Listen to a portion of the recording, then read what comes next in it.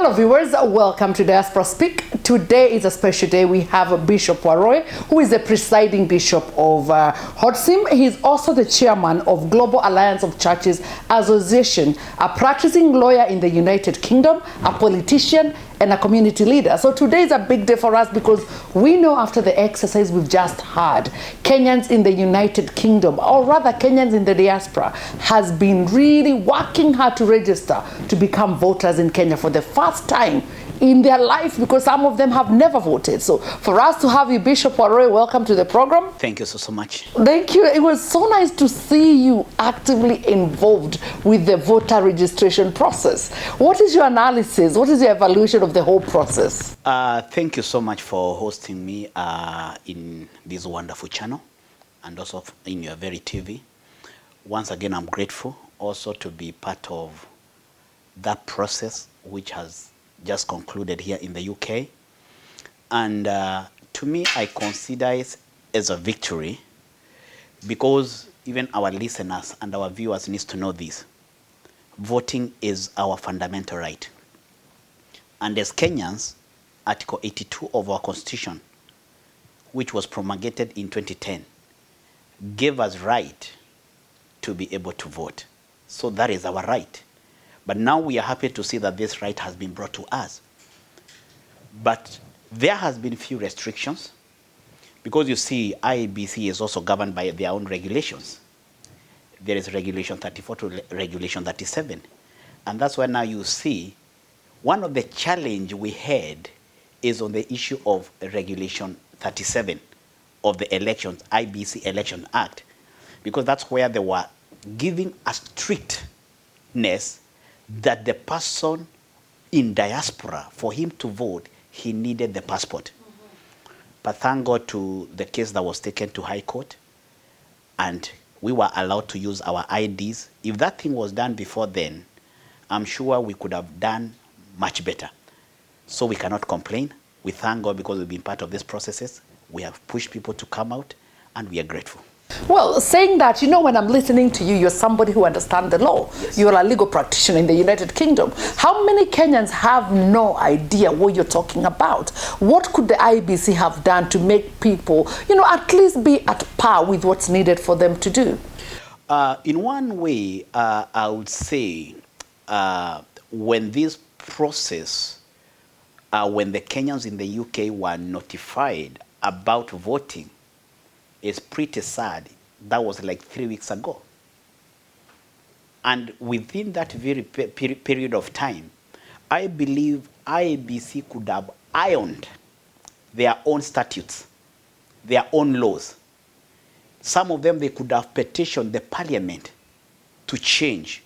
One of the things why I feel Kenyans need to listen to this, there are 3 areas of law we need to understand.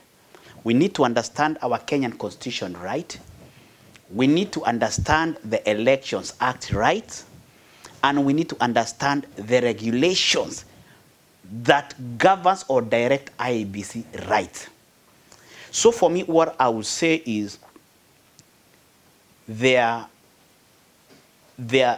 areas which are missing. And that's why we could not do much better. For instance, Regulation 34, subsection 2. If you see Regulation 34, subsection 2, that regulation alone, it only mandates the voter has to vote or register in a designated area.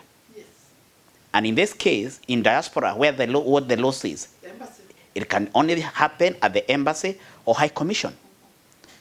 Imagine people in Scotland. Can they leave Scotland to come and register for votes?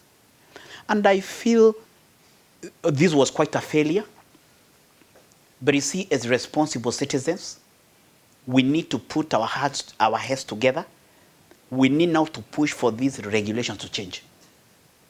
Yes. That is why, you know what, we're happy that the UK, we got 788 people. That's a big number in the diaspora, because the work that we did, you all know that the leaders got together, the churches got together, just everybody put their right foot forward to get that number. So we got a good number, and that is why we can't keep quiet after this, because some people play with the fact that diaspora will keep quiet. We can't keep quiet. I like the fact that you're mentioning what needs to be done. You came out very clear as somebody who also understands what bills we need to put in place for us to be able to be served better as the diaspora in Kenya. What do you think we need to do as the next step in the diaspora? Let's just talk about the UK to start with. What do we need to do to be served right in Kenya as diaspora? The backbone of all these things is to deal with the laws. And you know, the saddest thing for Kenyans in diaspora, we only send money. And the government applauds us for sending money. But that money somehow does not help us. Because at the end of the day, some of the people I know, they send money, they buy land, their land is taken. Now, one of the fastest things we need to do is to make sure our vote counts. My vote, my voice. But you see, people think that casting that vote, it is looking for the next president. No. That vote is the future of my son. That vote is my future. And what I want to tell Kenyans, some of the laws we need the government to look into. And when I say the government, I'm talking about the parliament. You know, I get so annoyed when I see it took one evening for the members of parliament to pass the law that a man can marry many wives. Yes.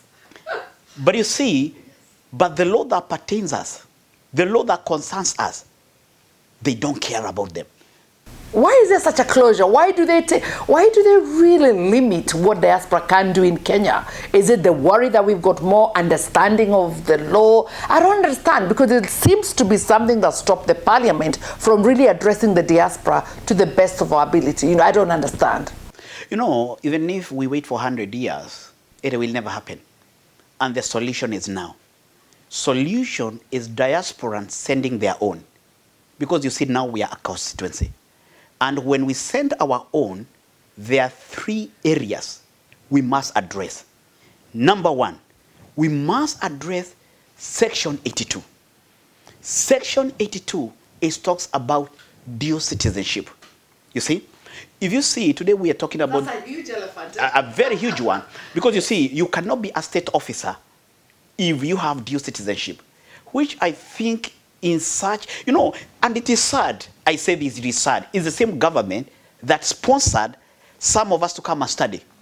Now we have gotten the papers, we have gotten the knowledge, we have gotten the exposure, but now they don't want us to go back there. You know, for someone to get a British passport or American passport, do you know some of these people, they have gone to prison? Do you know some of these people, they have gone through a lot? And then you tell them to surrender, to offer the services to the government. So for me, what I want to say is we need to come up with a very serious petition in form of a bill. Yes. Also, we really need now to start negotiating with the government, the coming government. We must start our negotiations now. What do we want on the table? Number 1, we want Kenyans in the UK or Kenyans in diaspora. Article 100 of our constitution, it talks about nomination of a certain group. Yes. And one of the certain group is minority. We want UK or Kenyans in diaspora now to be considered as minority in diaspora. If they consider us that way, we are going to have our own. The nomination stand. The nomination stand. But having said that, there is still another elephant. Another elephant is Article 82. Article 82 and Section 22 again of IEBC. It prohibits someone to vie. But I thank God, Janet, 2014, there was a bishop called Bishop Donald. He came from America, and he wanted to vie as a senator. So when he was presenting his document, IBC barred him. But I thank God because Justice, I think Justin Ngu, or one of the Justice, Justice Ngu made a determination, which is very crucial. But now we want to go beyond that determination. This is what he said.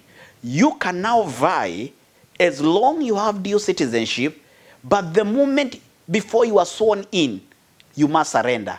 Not possible. It's not possible. Not possible. Yes. So now we need now to push beyond that judgment. And a country that you live in, for example, in the United Kingdom, yes. if I want to go into politics, yes. today, like we have our Councillor Elizabeth and we have other people, yes. they don't ask you dual nationality like you need to let it go. No, they don't do that. They don't do that. Because they understand you're here to serve, and the moment you sign in, why does Kenya have to make you, say that you're going to let off your nationality if you're British? It is very sad. We talk about tiger countries or Far East nations which got independent the same time that we got our own independence. But you see these people, what they did. After independence, they went to Europe, or they went to go and get their brothers and sisters who were abroad so that they can be able to harness their brain. Yes. How many lawyers do we have in the UK? How many doctors do we have in the UK? How many education strategists? Right now, the nation is struggling with CBC. Yeah? How many education strategists employed by UK government, yes. employed by American government, who can go back there and help our people? But you know what? We really need to break that mediocrity. We really need to deal with the areas that bar us not to get into the places of power. Because when we get in the place of power, I tell you, we are going to break all these norms. But we became the yes people. When the government says anything, we say yes. When they say you can't vie, you agree. When they say because you've got dual nationality or because of whatever they say, we agree. We never really challenge. And that is why today I'm sitting here with you on Diaspora Speak saying, Bishop Warui, we need to challenge. But I can say that I'm not informed. You're informed. What do Kenyans need to do to make these challenges work? The bill work? Because unfortunately, sometimes for the diaspora, we are our own enemies. The moment you come up with a bill, it's going to be refuted right here before it can be agreed. You see? Yes. So how can we work with the diaspora to bring the force together, to bring this bill in? Because you did come out very strongly during this voter registration. A lot of people can see your knowledge is beyond anybody we've seen. So what can you tell to the diaspora they need to do to engage with you to bring this bill to practice? You see, that's a very good question, and this thing has been in my heart. And I remember 2017, I went to vie. And I will tell you, I was demonized by Kenyans in the UK. Because, to them, they could see power. But to me, I could see how I can change the future of our Kenyans in the UK. How many brothers and sisters are we having and they are dying in Middle East, yes. in Qatar, in Saudi Arabia? And our leaders, they don't care about them. All what they care is the remittance they send back home. How many Kenyans today they buy land and tomorrow they are duped? There are so many cases I'm dealing with where people have been given fake title deeds. And remember, in being in diaspora, for someone buying that piece of land, it has costed him his blood. And even time with children, you're so busy looking for that money. And then someone else is taking advantage. Some of these bills or proposals, there are two areas I'm going to address. Number one, we address the issue of the bill. Number two, we address our own petition and our prayer to the coming government. What are we telling the coming government? Diaspora have suffered. Why don't you now give us a PS, a permanent secretary desk in the Ministry of Land, that we can have a PS who is responsible to deal with diaspora matters. When someone buys the land, you don't have to be moving from one place to the other in Avi House. There is a specific office, and this PS has to come from diaspora. Has to come from diaspora. How many Kenyans, again, who have got goodwill to go and vie, but the law prohibits them to go and vie? How many diasporans want to vote, but the law again prohibits them how to vote. You know, I said something very, very crucial because, you know, I've dealt with so many immigration cases. And, you know, some of the people that came in this land, they came to seek for refuge. Under UN 1951 Convention, they came as asylum seekers. Do you know the moment you avail them in High Commission office under Regulation 34 of IEBC, do you know they cease to be asylum seekers? That's what the law says. Because the moment you avail yourself to your own nation, and that's why you saw this guy that went to Sweden embassy in the UK. Yes. He, what is his name? Saj or wherever. Yes. This guy, their government could not be, or the government could not be able to pursue him any further, because Kenyan High Commission is Kenya in the UK. Yes. Moment I got, if I am there, police, do you know that? Police cannot arrest me while I'm there. Because that's your home. You are back in your country. I am in my country. So, and I'm governed by the laws in that place. This is what we want saying. We must be able to be allowed to put this bill. And by the way, we're not seeking for permission. And this is another warrior was having. People were applauding IABC as if they are doing us a favor to vote. It is not a favor. It is our fundamental right. Second, Article 82 give us that right. People, Article 82 give us that right. So we must pursue it, we must push it until we get it. We are pushing this one. And you know, viewers, I am so serious on this one. There's no way we can keep quiet when we know things are not going the right way we want. You know, most of us have been in the United Kingdom for over 20 years. Our children now are the ones we are looking to go back and inherit what we've been working for, all those lands, all those plots, all those houses. And if we don't create this route for them to be Kenyans and be appreciated as Kenyans back home, they will not get that inheritance. What drama is there between, because you also have young people, you also have young men, you've invested in Kenya a lot. What do we need to do to make sure that, you know, the law, the country law, and even our young people really feel it's easy for them to convert? Because I know people who have lost their parents and they've gone back to Kenya trying to retrieve their inheritance. It's been impossible if you've been born abroad, and even the law and everything else prohibits them to access. I don't know, there's so much complications over there. What can the government do and what can we do for our young people? You know, and that's a very good question, because, and I hope everyone that is listening to me, we are here because of our kids. We are here because of their future. And one day, a time will come, they will say, I want to go home. Imagine I have a doctor. Imagine I have an engineer. Imagine I have a teacher that says that I want to go and serve our nation. I want to go and become a state officer. You know what the law will tell you? You're a foreigner. You're a foreigner. You're not welcome. This is what is happening. And Kenyans, we have to be, we must be serious. Time has come. This registration of the vote, it is not just another exercise. It is now giving us the mandate, because we can talk. And what we need to talk is to make sure now we put this bill. And I know as we continue, I'll be able to address all those areas, which I feel they are crucial. They are crucial. Right now, people are talking about 2027. But between now and between now and the elections, we must have people of the goodwill. Because you see, and the only way we are going to do that, this is what I'm saying. Why can't now the two sides of those people who are vying for presidency now start negotiating with us? And I'm saying especially UK. Actively negotiating. Yes, we have to start negotiating. Because you see, there's no way they will ignore us now. You know what? Because also we are backed. And in these negotiations, let's present our pleas. Our pleas is in the area of our land. Our plea is the area of our people who are dying in diaspora. Our plea is even in our High Commission's office, we want our people there because they understand their culture. Our pleas, we want even when our children, they want to go and work. You know, this issue of, especially Section 82, needs an overhaul. Need to remove this thing of dual citizenship. You know, what the law says. The law says you cannot you lose your birthright. That is a court judgment. Yes. But you see now when it comes to elective position, now that's when now they are saying you must renounce. Can you see contradiction? The word renounce. You must renounce.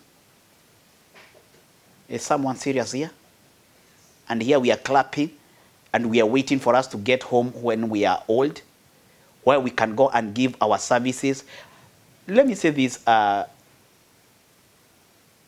people like Mzee Jomo Kenyatta, when he came here, they gave him the presidency because they knew he was much exposed. The same way we are. We can serve better. We can serve. We can serve. Open your doors so that we can come in. We help our people. Because Kenyans are looking for changes. We've gone so many years that Kenyans are saying we don't know what's going on. I mean, there's so many people who are coming into power and a lot of people don't know how they're serving their people. Give the diaspora a chance. And I'm glad we talked about give diaspora a chance. Yes. You had an experience of being an aspirant once. And we know that right now there's a lot of Kenyans in the diaspora that are really going to vie for position. What is your experience as an aspirant, and what would you like to advise them? And what would you like to tell Kenyans to handle these brothers and sisters? You see, the ground is always hostile. And the notion that is always in the ground, which is so unfortunate. I remember when I was doing my campaign, I printed 5,000 manifestos. I had people who were willing to come and do cancer hospital. I had people who were willing to give us dialysis equipment. I had people who were willing to help us have an academy for sports. But when I went to the ground, even I had someone who wanted to do a factory, an industry.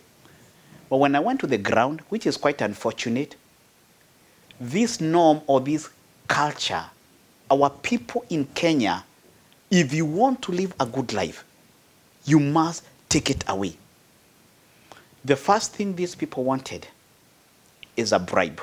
Yes, money. You cannot give You can't be a politician. You can't be a politician. We can't give you the post without money. I told them I was ready to sign an MOU with you. Things I wanted to deliver. They told me. Actually, I convinced people. And I'm sure I did well. And I got an experience. But what I want to say, and I want to speak to our Kenyans who are here, let's continue talking to our people. Good governance starts with the people who are knowledgeable.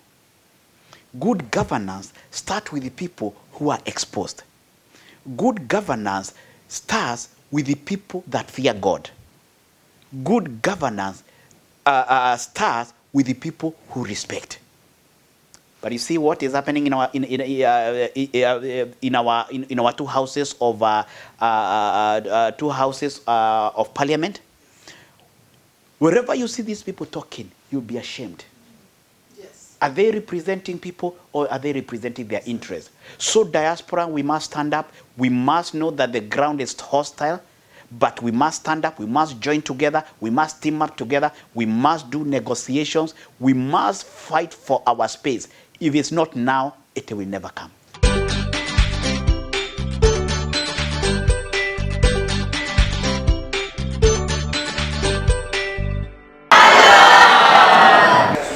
Nala is not about Benji. Nala is not about Nala as a company. Nala is about you as the people, right? For me, it's a brand that's bigger than all of us, right? It's like Coca-Cola. 100 years from today, I want people to look back and say, this is what Nala did to impact the lives of Africans globally. We want to build payment infrastructure on the continent, but we can't do that without your help. So if you're watching this, I would love to be part of this journey. Please, join us, install an application, give us feedback directly. People like you really inspire us to do the work that we do. So we'd love your feedback, we'd love your help in helping us getting to there. Ungana nasi, and let's go. The conversation is going, viewers. We are not stopping. We have just started, and I know that a lot of you are feeling that you want to engage. This conversation is open. Let us say that for those who are vying at the ground, we will support you, but our voice is to the Kenyans who are voting back in Kenya, because that's a bigger number. We want you to elect leaders that you think can do better. Sometimes a change is as good as a rest. You might have to think about that, the change you need to do. Now, I mean, you talked about Section 34. And I was wondering, what is Section... If you tell somebody like me who's a layman, Section 34, I'll be like, what is that? What has it got to do with me? Why should I go and study the law? Why should I go and study the diaspora policy? What is there for me? First, I want to deal with Section 35 of IEBC, yeah? Regulation 2012, yeah? That one gives right for Kenyans who are outside the UK to be able to vote. Then there is Regulation 34 to Regulation 37, yeah, of IEBC. That one now gives now the Kenyans their right to vote and how to vote. And especially in 37, it talks about you must be able to have a valid passport, of which now there has been a case that overturned and now the ID. And remember, since it's the court hearing, might be challenged. And I really don't know the intention of restricting people not to use their IDs. I really didn't see the sense of that. Yeah? Section 34. This one addresses the issue of designated area of voting. And that's when the mistake. And that's why we got the mistake. We got it wrong, sorry. Because IABC, when they were coming to the UK is not a village. It's a country. And this Great Britain has got many nations. Has got Wales, has got Northern Ireland, has got Scotland, and has got England. Where is Kenyan High Commission? It's in London. It is in London, in England. Meaning people in Scotland, meaning people in Wales, meaning people in Ireland, Northern Ireland, meaning people, those were disfranchised. They were not given their fundamental right as guaranteed by Article 82 of our Kenyan Constitution. Now, this is what I could have expected, and this is where the beginning of our challenge is. Until we overhaul that section, we are going to have issues. Because we cannot choose Kenyan High Commission to be, and I'm sorry because people were confusing, because I could hear people are saying, oh, because you are now had 700, now you have got 2 polling stations. That was the idea. No, I want to correct people here. That is not a polling station. That is another stream. Yes. Same polling station. Different stream. Different stream.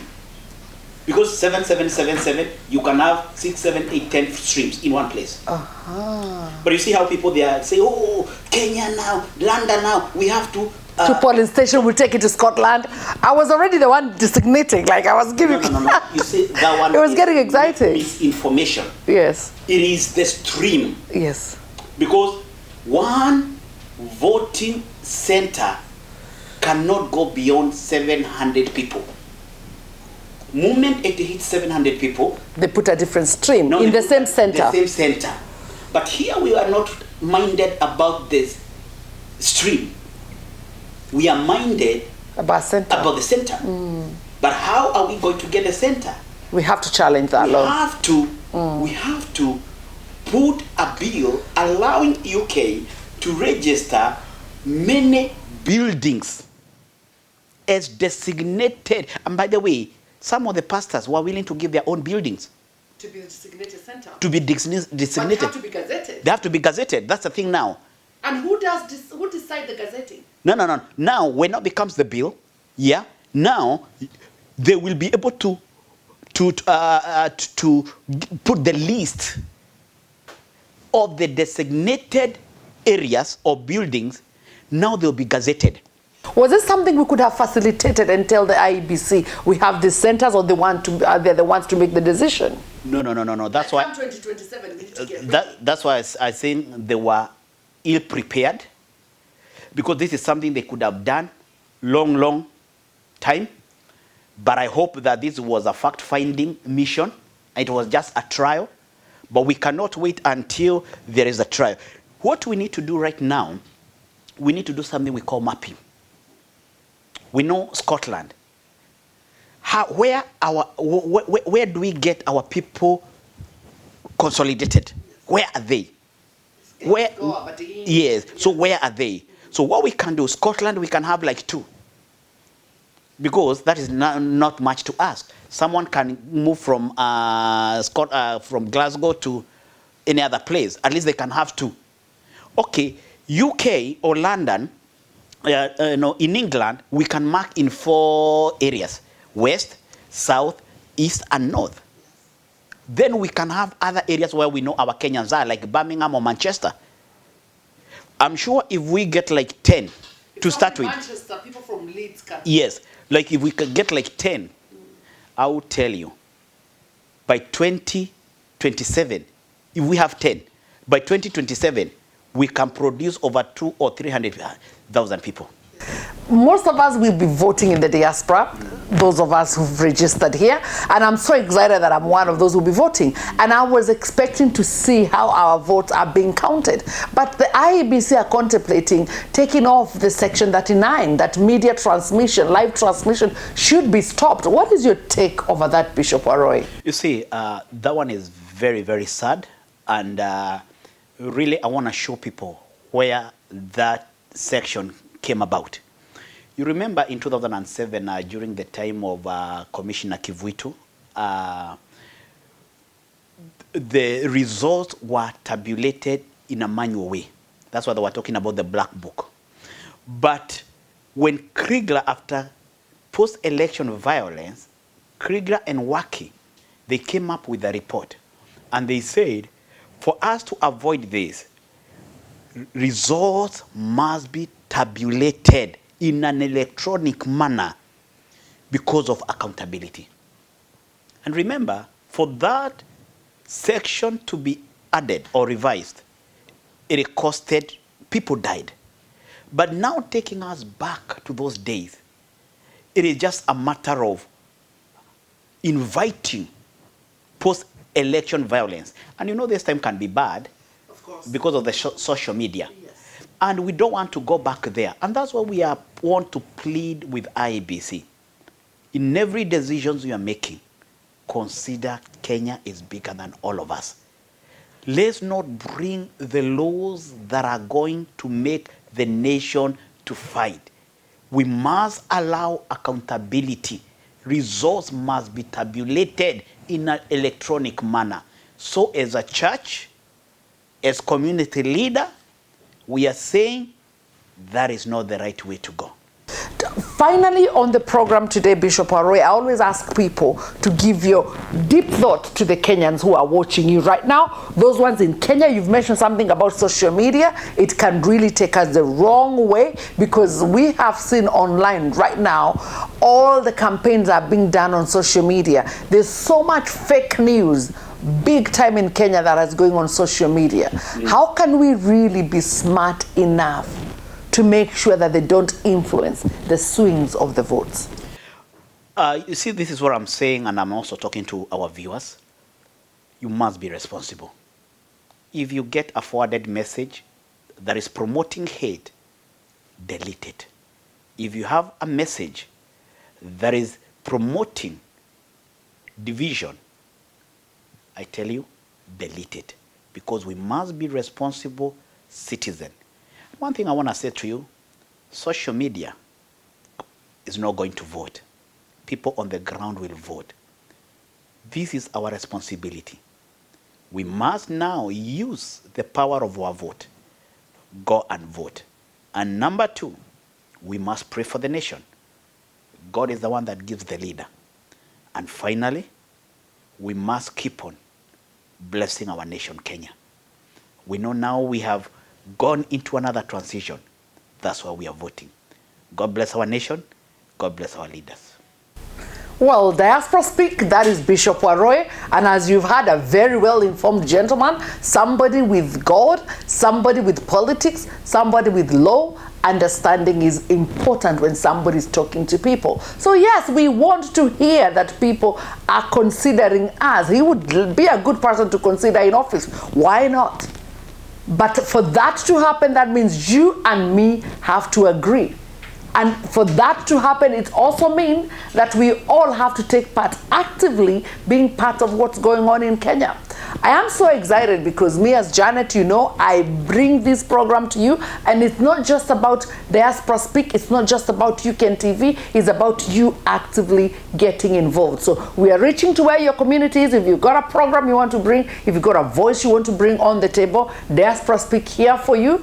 Looking forward to see our bills going to Parliament. I am going to be loving to be watching Parliament discussing diaspora. Do you really think that discussion will be a good discussion? Some of them will laugh us off. But when they laugh us off in Parliament, we'll be writing another bill and another one until they know we cannot be stopped. The fire has already been lit. It's us now to keep it running. Nala is not about Benji. Nala is not about Nala as a company. Nala is about you as the people, right? For me, it's a brand that's bigger than all of us, right? It's like Coca-Cola. 100 years from today, I want people to look back and say, this is what Nala did to impact the lives of Africans globally. We want to build payment infrastructure on the continent, but we can't do that without your help. So if you're watching this, I would love to be part of this journey. Please, join us, install an application, give us feedback directly. People like you really inspire us to do the work that we do. So we love your feedback, we love your help in helping us get into there. Ungana nasi, and let's go.